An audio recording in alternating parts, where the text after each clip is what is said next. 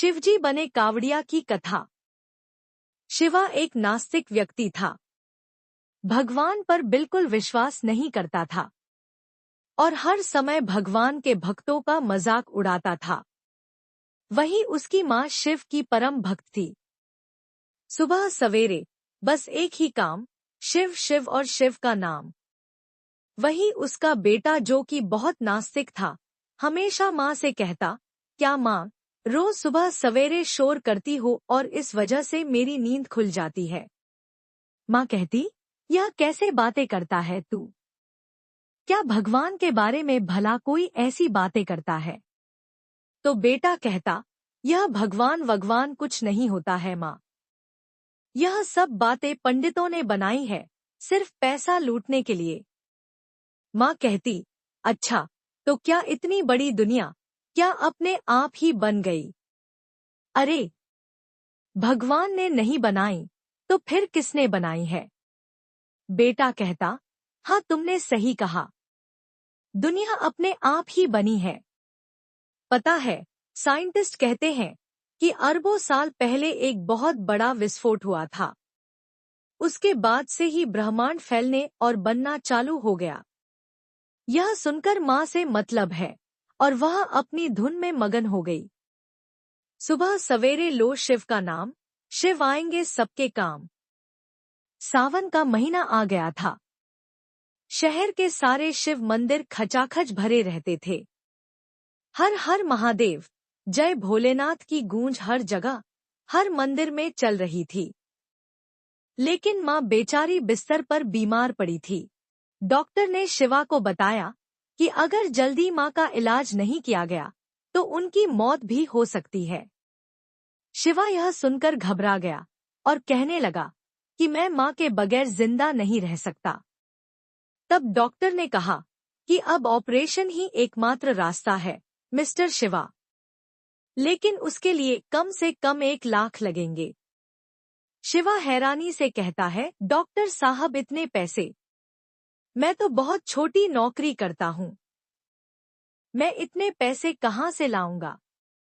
Doctor कहते हैं, फिर तो अब बस भगवान से प्रार्थना कर सकते हैं कि वह आपकी माँ को ठीक कर दे। यह सुन शिवा बहुत दुखी हो जाता है। शिवा अपनी माँ से बहुत प्यार करता था। वह उनके लिए कुछ भी कर सकता था। एक दिन माँ ने कहा, शिवा, देख बेटा, मैं अब इस दुनिया में कुछ ही दिनों की मेहमान हूँ। मेरे जाने के बाद तुम अच्छे से रहना। शिवा ने कहा, माँ ऐसी बातें मत करो, अभी तो तुम्हें और जीना है। माँ ने कहा, शिवा, क्या तू मेरी एक इच्छा पूरी करेगा? शिवा ने कहा, हाँ माँ, क्यों नहीं। माँ ने कहा, बेटा, इस साल मेरी बहुत इच्छा थी कि मैं अपने आराध्य शिव के धाम गंगा के पावन जल से शिव का अभिषेक करूं, लेकिन इससे पहले ही मैं बीमार पड़ गई। अब मेरी इच्छा है कि मेरी जगह तू कावड़िया लेकर आए। शिवा को यह सब ढकोसला लग रहा था। पथरीली जमीन पर नंगे पांव चलना और नौकरी से छुट्टी लेना, वह इन सब के बारे में सोचने लगा। लेकिन वह अपनी माँ को निराश भी नहीं करना चाहता था और वह हर हर बम बम बोलते हुए बोल बम का नाम लेते हुए चल पड़ा। तभी कांवरियों का एक समूह शिवा के पास आता है और कहता है, भैया, कहाँ अकेले अकेले जा रहे हैं? आई साथ में चलते हैं। शिवा कहता है, हाँ हाँ, चलो दोस्त, चलते हैं। धीरे धीरे कावड़ियों का समूह आगे बढ़ने लगता है। तभी कावड़ियों का अन्य समूह डीजे बजता हुआ आता है। डीजे की आवाज सुन सभी कांवरियों में जोश आ जाता है और नाचने लगते हैं। शिवा खुशी से झूमते हुए कावड़ियों को देखकर मुस्कुराने लगता है। वह गहरी चिंतन में डूब जाता है और सोचता है, यह संसार के लोग कैसे इतनी आस्था रखते हैं ईश्वर के प्रति। डीजे की गाड़ी आगे बढ़ने लगती है। सारे कावड़िया झूमते हुए गाड़ी के पीछे पीछे चलने लगते हैं। शिवा उन सब से दूर ईश्वर है या नहीं, इस गहन विचार में चलने लगता है। तभी उसे जंगली पशुओं की भयानक आवाज सुनाई देने लगती है। वह अचानक से चौंक जाता है और कहता है, मुझे भी आज ही इस सुनसान जंगल में भटकना था। मैं अब अपनी कावड़ यात्रा कैसे पूरी करूंगा?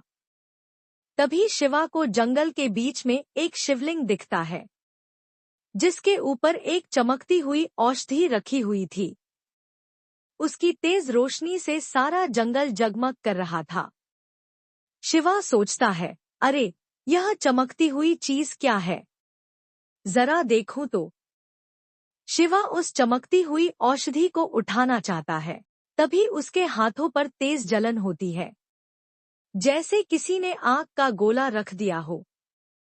शिवा सोचता है, कैसी अजीब पत्तियां हैं, जैसे मानो ज्वालामुखी का लावा हो। मुझे अब यहाँ से बाहर निकलने का रास्ता खोजना चाहिए, इससे पहले कि रात हो जाए। शिवा जंगल से बाहर निकलने का रास्ता खोजने लगता है, लेकिन वह जंगल के और अंदर पहुंच जाता है, जहां उसे सामने एक खूंखार तेंदुआ खड़ा दिखता है। शिवा घबरा जाता है। तभी तेंदुआ शिवा की ओर झपटा मारता है। शिवा घबराकर बेहोश हो जाता है, और जब उसे होश आता है, तो वह देखता है कि वह उस शिवलिंग के पास पड़ा हुआ है, और शिवलिंग के ऊपर वह औषधि उसी तरह चमक रही है, और उसके सिरहाने पर एक कावड़िया खड़ा है। शिवा पूछता है, तुम कौन हो? कावड़िया बोलता है, तुम देवाधिदेव महादेव के शिवलिंग के पास हो, और मैं तुम्हारी तरह भोलेनाथ का भक्त हूँ, जो तुम्हारी ही तरह कावड़ यात्रा पर निकला हूँ। शिवा उठकर कहता है, मैं किसी का भक्त नहीं हूँ। वह तो मेरी माँ की इच्छा थी कि मैं कावड़ यात्रा करूं, इसलिए मैं कावड़िया बना हूं, वरना मैं तो नास्तिक व्यक्ति हूं। आदमी पूछता है, क्या तुम्हें ईश्वर पर विश्वास नहीं है? शिवा कहता है, नहीं, बिल्कुल भी नहीं। अगर ईश्वर होता तो मुझे दिखता क्यों नहीं है? वह आदमी बोलता है, क्या तुम्हें सुख और दुख दिखता है? गर्मी और सर्दी दिखती है, या फिर वह भी नहीं? शिवा कहता है, मैं तो गर्मी और सर्दियों को महसूस कर सकता हूँ। इससे सिद्ध होता है कि इनका अस्तित्व है, लेकिन मैं ईश्वर को नहीं महसूस कर सकता। शिवा कहता है कि विज्ञान तो कहता है कि ईश्वर है ही नहीं।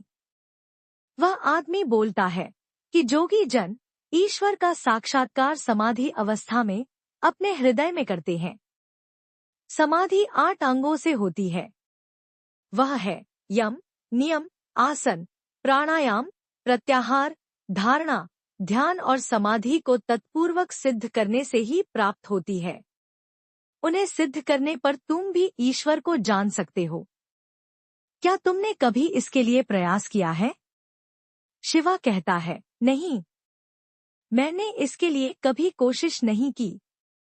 वह योगी बोलता है, घड़ा बनाने के लिए कुम्हार की ही जरूरत होती है, इसलिए मुझे पूरा विश्वास है कि इस ब्रह्मांड को ईश्वर ने ही बनाया है। शिवा कहता है, लेकिन विज्ञान के अनुसार तुम्हारे ईश्वर के अस्तित्व का कोई प्रमाण नहीं है। इस बारे में तुम क्या कहोगे?